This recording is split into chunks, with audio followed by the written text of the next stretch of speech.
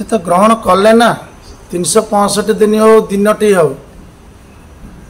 स्वामी रूप सी तो सम्मान करुँचे भल मंद कौन अच्छे 365 दिन भितर गोटे दिन सी तो मानुंट सी तो अवमानना करना जे स्वामी को चरणारविंदर शरणार्पण हवा कथा नुहे बोली तेणु किए 365 दिन मानुची किए सबुदिन मानुची नीति रे गोटे दिन करुचे सब बड़ कथा किंतु तो मानुंट आमर ये सावित्री व्रत अच्छी गोटे महत उद्देश्य नहीं महत उद्देश्य नहीं अश्वपति और मालतींकर कन्या सावित्री आपको वार्ता देइछन्ति जे गोटे कन्या जुग जुग धरी पिता पाई और पति पाई समान तेणु जेहेतु यही बर जिते जमराज को मागी सावित्री माँ सेतेबेले जमराज बट वृक्ष मूले बुलू था पछ पछ पछ पछ सावित्री माँ बुली बुली बुली बुली यही बर गुड़िक पाई बोली ज्येष्ठ मासर शुक्ल पक्षरे हाँ यहाँ हूँ ना यहाँ हूँ कृष्ण पक्ष ज्येष्ठ मास कृष्ण पक्ष हाँ द्वितीय द्वितीय तिथि यहाँ द्वितीय तिथि आ रहा आपणकर बट आउटा अमावास्या आपणकर काली पड़ शनि अमावास्या पड़ काली पड़ तेणु यही दिन मानक चारोटी बर मागी चारोटी बर गोटे पिता पाई मागी गोटे मागी ससुरंकर से ससुरंकर सतपुत्र न ससुरंकर चक्षु फेरी आसीब तृतीय थिला तांकर निर्वासित जो होते राज्य छड़े नहीं सेटा मिल चतुर्थ तांकर निजर पुत्रर जननी हे तेणु चारोटी दीप लगाती कारण ये दीप लगेबार लक्ष्य हूँ जिते आप देखिथे जमराज जो आमर जो आत्मा स्वरूप गोटे चिंगारी सदृश्य कहुए आपणकर बालर अग्रभाग 10,000 भागर गोटे भाग सदृश्य मान आत्मा से आत्मा हूँ गोटे अग्निर चिंगारी सदृश्य तेणु जितेबाला आत्मा सेतिकी रूप जाए जोटा कि आमको देखा जाए ना ज्योति होगी जाए तेणु से ज्योति स्वरूप चारोटी ज्योति चारोटी जमराज देते ना आशीर्वाद आशीर्वाद से ज्योति स्वरूप आसी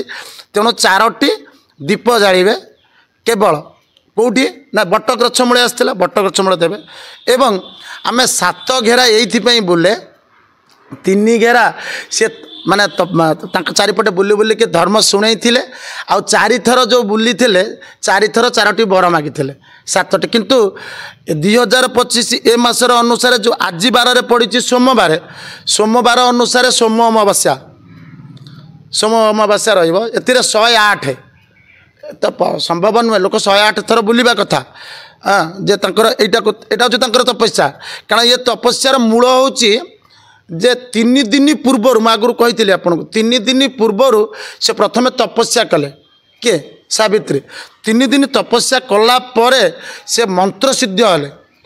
माने जो शरीर रूपक जो मंत्र रहा जो आत्मा शुद्ध हेले आत्मा शुद्ध होते तापर से कौन करते जमराज आसी पहुँची तापर जमराज को से कौन करते प्रार्थना करते आम तो 3 दिन पूर्वर यहाँ करें जदि आज करुचे तेरे कौन ना ये गोटे हूँ तपस्या ये गोटे हूँ उपासना ये गोटे हूँ व्रत ये व्रतर लक्ष्य हूँ कौन भगवान को पाइबापी हेले एकाग्रता निहाती दरकार तेणु बट वृक्ष मूले साधारणतः सधवा नारी माने से माने कौन करती निजर दुई कूलर हितपाई कारण से दुईता से माने कौन करती दीप प्रज्वलन 5टी दीप 4टी दीप प्रज्वलन करी 7 घेरा बुली था आ प्रथमे से पिता डाकी था प्रथमे कन्या सबु बेले पिता डाके तापर ससुर डाके तृतीय ता ससुर घर धन धान्य डाके चतुर्थ ता पतिर दीर्घायु कामना करे एवं पति जेमिति ता पूर्वरु सॉरी तापरे जमिति कि ऐशुलक्षिणीर जमराज ठार से ग्रहण करे ଆପଣ ଯେମିତି ଆପଣ ପରିବେଶ କରିଛନ୍ତି ସେତେବେଳେ ତ ସାବିତ୍ରୀ ଥିଲା ଜଙ୍ଗଲରେ ଥିଲେ ସେତେବେଳେ ତ ସତ୍ୟବାନ ନିର୍ବାସିତ ଥିଲେ ତାଙ୍କ ପାଖରେ ତ ନା ରାଜ୍ୟ ଥିଲା ନା କିଛି ନଥିଲା ସେ ଯେତେବେଳେ ବିବାହ ହେଲେ